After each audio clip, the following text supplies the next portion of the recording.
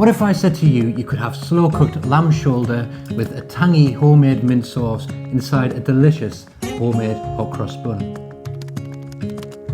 I'm glad you said that because that's exactly what we're making today. Let's begin by making the hot cross buns. Place 300 milliliters of whole milk into a saucepan and add in 50 grams of diced butter.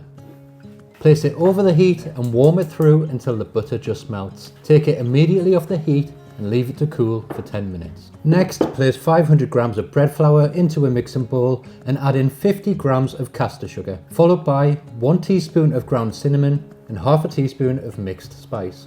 Mix those ingredients together and make a well in the center. Then place 7 grams of fast action yeast on one side and a teaspoon of salt on the other. Crack 1 egg into the center and just break it up a little bit before pouring in the milk and butter mixture.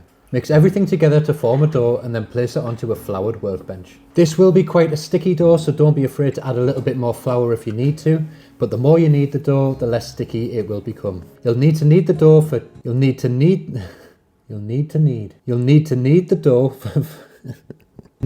for 5 to 10 minutes until it becomes nice and smooth and it doesn't stick to your hands anymore. Shape the dough into a ball and then place it back into the mixing bowl. Cover with a clean damp cloth. When you're kneading the dough, that's the perfect time to add in any flavours that you like. So that could be chopped fruit, chocolate chips, candied peel, fudge, chopped dates, anything that you want to flavour it with. But I'm leaving them plain today because I want to serve it as a sandwich. Place your dough in a nice warm place to rise.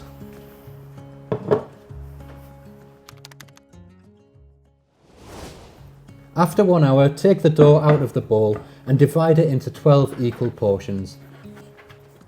You can do this on some scales, and if you do, it needs to weigh around 80 grams per hot cross bun. Shape the hot cross buns into balls and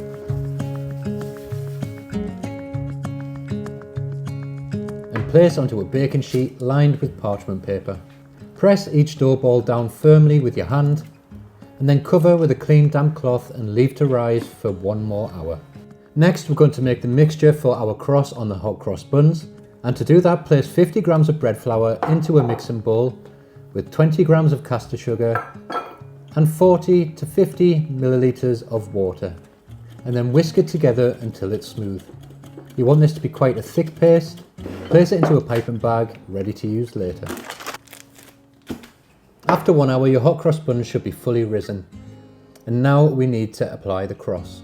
So cut off the end of your piping bag and then just go from one end to the other in one line over each of the hot cross buns and then back along the opposite way. Place your hot cross buns into a preheated oven at 170 degrees Celsius fan for 30 minutes. If you notice that the cross isn't showing very well, it's probably because the mixture was a little bit too thin, like mine. So halfway through the cooking process, I whipped up another batch with slightly less water in. I'd originally put 60 grams, so I've reduced that down to 40 to 50 grams, so you should get it just about right. And then I quickly went over them again, and they've come out really well this time, and nice and pronounced on the surface. I think they look great. To make the glaze, place 50 milliliters of milk into a saucepan and then add in 20 grams of honey. Stir it over low heat until the honey dissolves. Bring it to a simmer and immediately take it off the heat.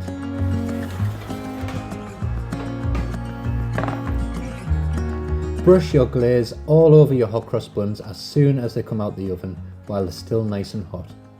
There's lots of other glazes you can use for this. You can just warm up a little bit of apricot jam or marmalade. That looks really good, nice and shiny, but I quite like this, just milk and honey, or you can use milk and sugar as well.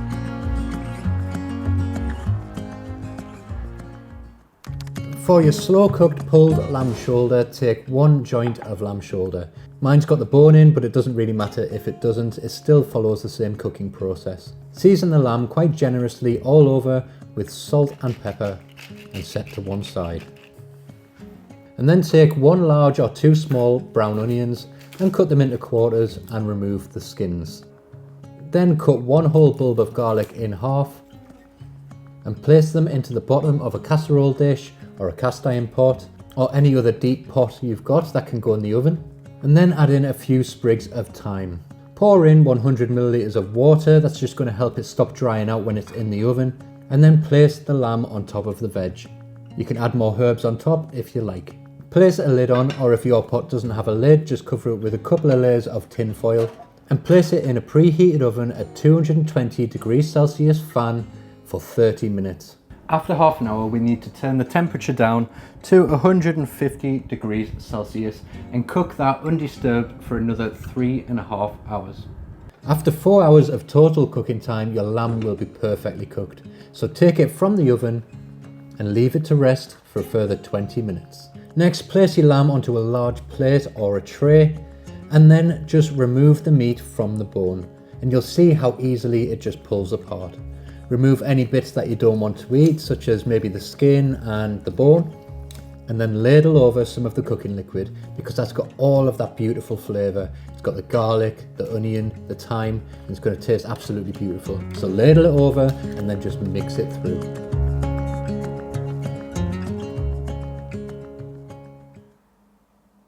And finally, for a nice quick and fresh mint sauce, take one bunch of mint, this one was a 30-gram bunch, and then pick off all of the leaves. Next, chop up the leaves as finely as you can, or you can leave it chunky if you like, that is completely up to you. Place 50 milliliters of boiling water into a mixing bowl and then add in a pinch of salt, followed by 20 grams of caster sugar and 50 ml of red or white wine vinegar. Give it a stir until the salt and sugar dissolves, and then add in your chopped mint. Check the seasoning and adjust it with more vinegar, salt or sugar if needed, and leave it to cool, ready to use later.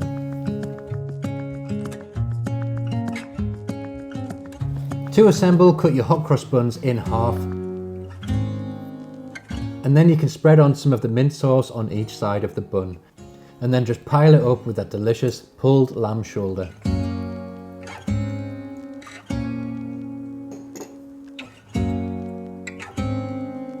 Or another way you can do it is add a portion of your lamb shoulder into a bowl and then spoon over as much mint sauce as you like, mix it together and then place that into your hot cross bun. It's a lot of work for a sandwich, but let's see if it's worth it.